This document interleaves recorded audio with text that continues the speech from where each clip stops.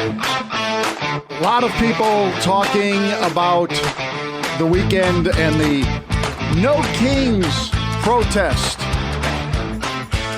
They were successful. At no point was the United States in jeopardy of having a monarchy. Congratulations, you did it, guys. This is Kelly Nash. You're listening to the National Briefing, and I gotta say, underwhelming is an understatement. You know, the way they promoted this No Kings rally weekend, it was going to be the biggest thing by far any of us has ever seen. It was going to be massive. And now, look, I'm not going to say that they didn't have some good crowds in certain areas. According to news reports, by far the biggest, New York City had 350,000 useful idiots. Boston, about 180,000. Seattle hit about 100,000. San Diego, somewhere around 90,000. Philadelphia, what are you doing? You fell way off. 40,000 people in Philadelphia? What a disappointment. But it's really the other areas of the country where it was just so underwhelming. Now, they say one of the big surprise turnouts was in St. Paul, Minneapolis, where they had over 100,000 people in that area. I'm not surprised by that. St. Paul has been radicalized beyond belief. So, no, I'm not surprised by that. But I do want to salute Nate Friedman. Nate Friedman is a YouTuber who his thing is I don't know all his things, but one of the things that Nate likes to do is go to these protests and prove that they're astroturfed. In other words, that is a phrase, for those of you not familiar with it, meaning it's not grassroots. This is fake. It's paid for, oftentimes with your own tax dollars. NGOs funnel the money into these crazy left-wing charities, and they go and pay for the signs. They pay for the organization. They actually go as far as paying for certain protesters to get out there. Now, Nate does like several hours on this. This is just one of the people that he was able to profile, because what he does is he goes and he looks back at previous videos of protests, and then he can facial identify certain people and then track them down. And that's exactly what Nate Friedman's doing here. Meet Casimir Yanish. He is a professional protester. Here he is with the infamous Karen Kazoo lady. Now, what is concerning about this guy in particular is not just that he is a professional protester, but that he is an election worker. His official start date was January 2020.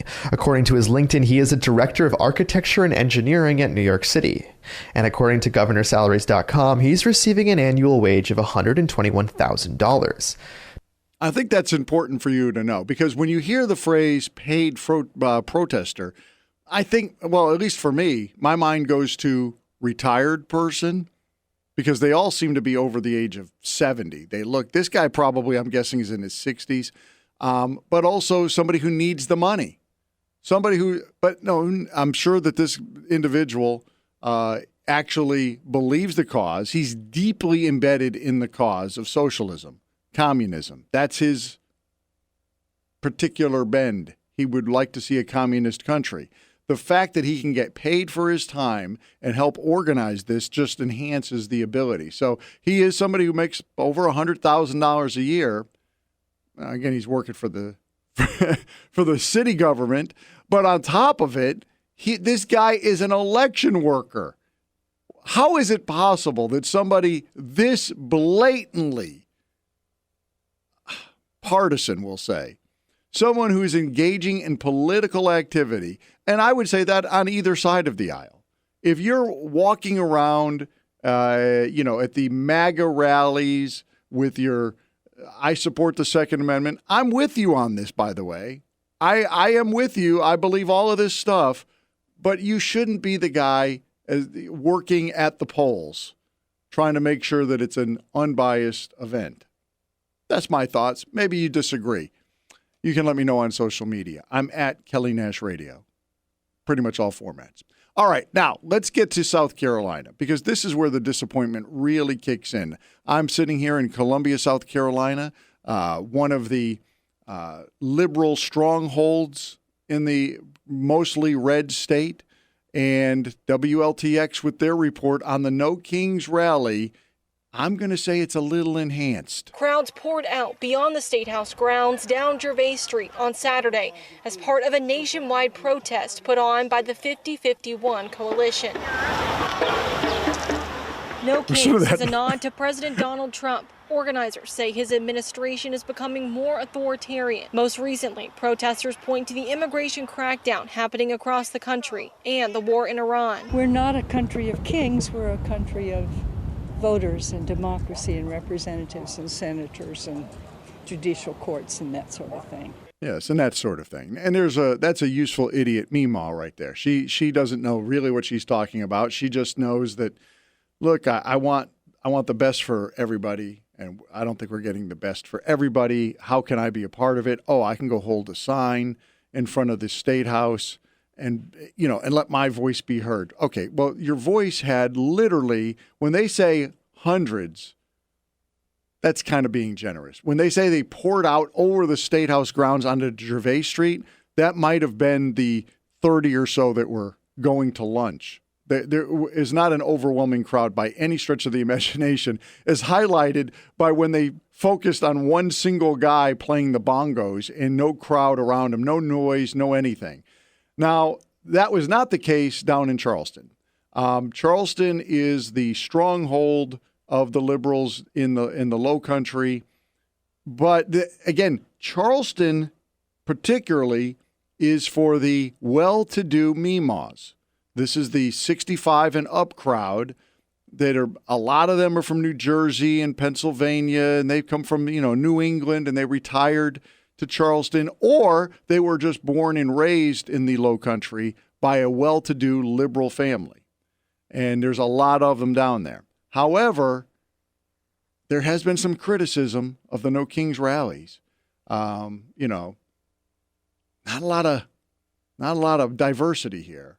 It's almost if you put a hood on them, they'd look like a KKK rally. This is the whitest group of people ever. So I think that the organizers down there said, you know what, let's move it on up. We're going to move it on up to North Charleston. Now, North Charleston got about 115,000 people. And if you look at the most recent census, the number one demographic in North Charleston is African Americans. 49% roughly. White non-Hispanics at 45%. So we should be able to entice. There's a lot of Democrats that live in North Charleston, and there's a lot of blacks that live in North Charleston. We should see that playing out when we go to the North Charleston protest. Again, we moved it just specifically for you people so that the blacks could show up, and what did we end up with? Let's go to ABC News 4. You could hear it before you even saw it. On Dorchester Road, cars drove by, surrounded by an estimated 7,000 protesters spread out along the sidewalks. Indivisible Charleston President Christy Kinney says the crowd grows with every rally. When we first held our first No Kings last June, there were about 2,000 people in Hampton Park. Protesters say they all have different reasons for showing up. I'm really here for my grandkids because I want to leave them a better world than right now. What we're living in it's so not normal. It's so not normal. And she's not wrong, by the way. But again, you could tell every person involved in this, and if you just look at the videos from ABC News 4, you would be hard-pressed to find anybody other than elderly white people, particularly white women.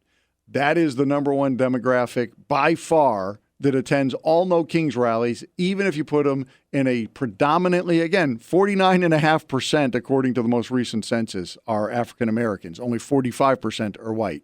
Why couldn't you get any black? Were there no blacks? Did the blacks want a king? Is that what's happening in North Charleston? I don't know. But that lady, it's not normal. You're absolutely right. It's not normal. And it's not normal because of the last president. Joe Biden broke America. He opened up the borders. He shut us down during COVID for way too long. I mean, the authoritarianism comes from the left, not from the right. The right is all about give the power back to the cities and states, let them decide what's best for them. And if Donald Trump was a king or a monarch or an authoritarian, none of these protests would have been happening this weekend. So, by the way, a little side note, here in Columbia, you had, according to WLTX, several hundred people, which again, I think might be an exaggeration, show up at the State House. According to the crowd estimates, one of the competing events, which was, it's what is it called? Tartan Days? It's something celebrating Celtic whatever. It's like, they have Celtic games where they throw these like telephone poles and they play bagpipes or whatever. That had over 10,000 people on Saturday. So 10,000 people show up for something called like Tartan Days versus we'll give them 500. All right, we'll round it up to 500 showed up for the No Kings protest. The people are not with you people. The people are with Donald J. Trump. That is the reality of the situation. In a culture drowning in spin and censorship, this is your lifeboat, the National Briefing.